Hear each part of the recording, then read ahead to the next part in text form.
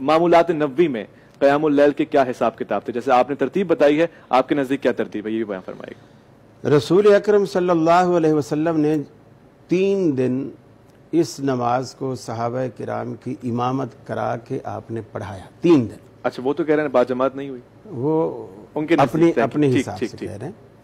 3 دن رسول اکرم صلی اللہ علیہ وسلم نے یہ نماز پڑھائی اور 23 شب کو شروع کیا۔ اچھا، صحابی جو اس کو روایت کرتا ہے وہ کہتا ہے جب رمضان ختم ہونے میں 7 دن باقی تھے، اچھا 7 دن باقی تھے تو آپ نے یہ نماز شروع کی۔ صحیح۔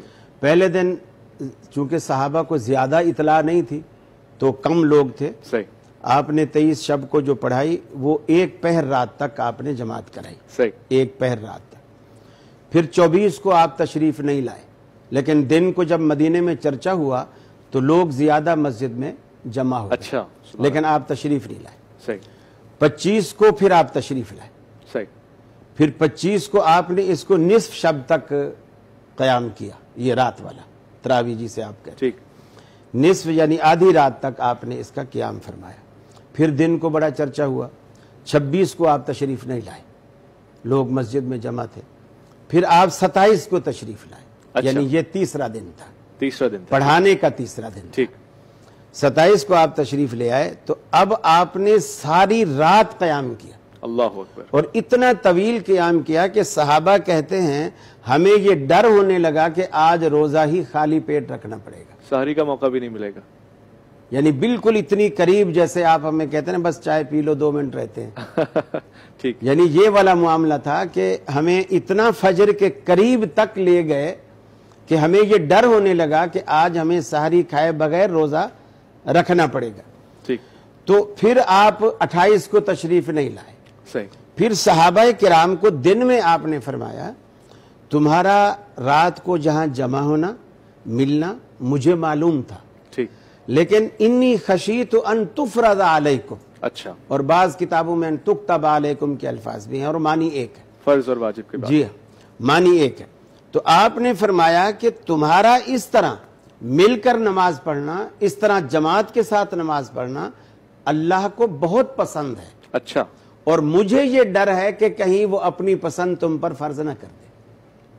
اللہ کے نبی کو اللہ کی پسند کا ڈر کیوں؟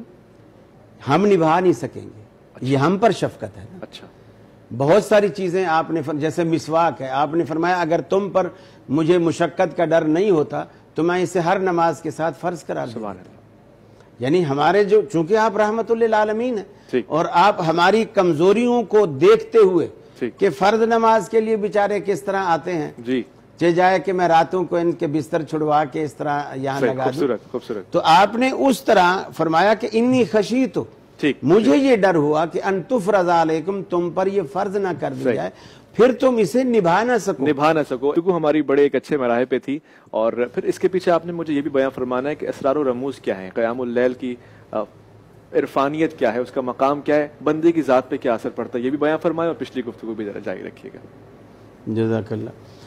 ایک تو بات یہ ہے کہ رسول اکرم صلی اللہ علیہ وسلم نے اس نماز کو جو جماعت کے طور پر، یہ بات بالکل بجا ہے کہ نفل گھر میں پڑھنے کا ثواب زیادہ ہے، ٹھیک، لیکن یہ نفل ایسے تھے جس میں آپ نے صحابہ کرام کو شامل کیا اور وہ گھر میں ممکن نہیں تھا، مسجد میں ہی ممکن تھا۔